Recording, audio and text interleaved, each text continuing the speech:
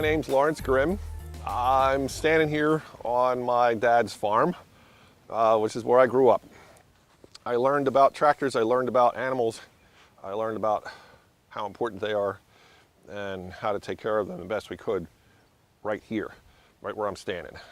I went away to college and got the same degree that my dad did from Delaware Valley College in Doylestown, Pennsylvania. I got a job to be a veterinary technician, and I lived in Lansdale for the second year of being a veterinary technician, and my dog was missing me while I was away. And he ran away to the Pottstown dump, which is about 2 miles in that direction. And they drove over him with a Caterpillar D9 bulldozer. I was away helping other dogs. He was living here.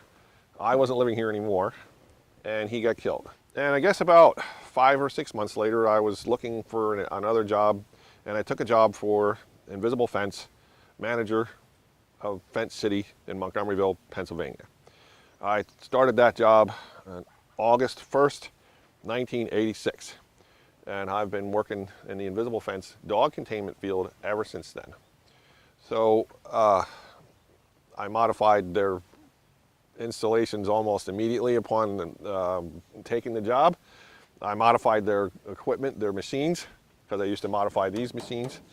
And that's where it all started. My boss sold his franchise and said that I could stay there or I could leave. And I said I'd like to leave and I'll start my own company. So I started my own company in 1995, and then I could do even more of my own ideas.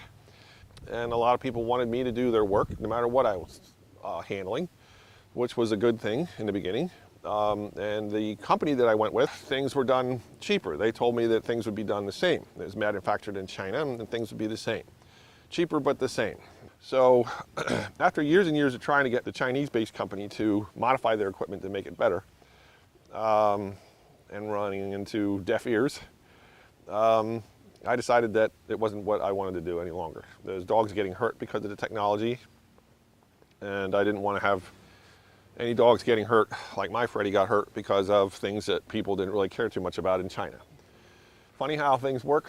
3 days after I had decided to be done with it, John Pertell called me on my cell phone and said that he had something he wanted to show me.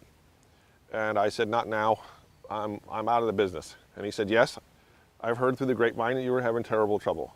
And I said, yes, I am, and I'm done. I'm not going with anything else. It's all made in China. Everything else I've looked at is made in China, and I'm done. So he said, well, this is made in the USA. He says, I'll be at your house 7:30 tonight. It's just the weirdest story because he's sitting there in the office. I'm talking to him. He's telling me how much better Pet Stop is going to be. So the phone rings, and it's another unsatisfied customer with previous equipment that I had sold. So they're trying to train the dog. And it's only about 2 weeks into it.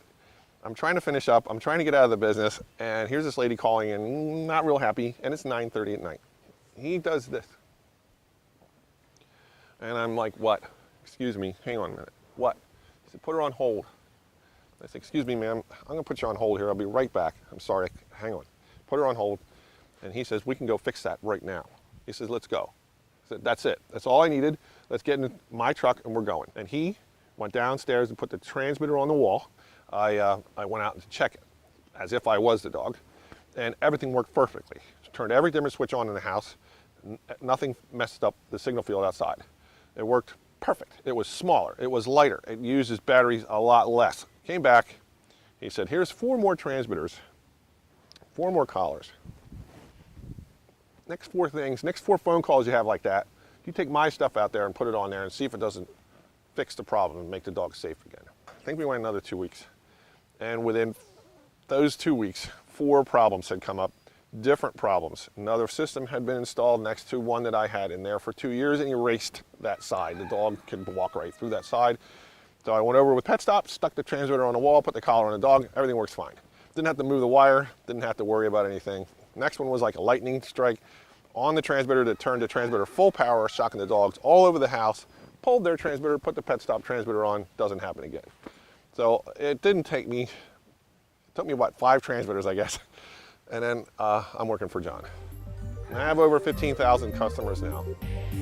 Very happy customers. If you had to ask me today, right now, standing here, whose dog's getting away?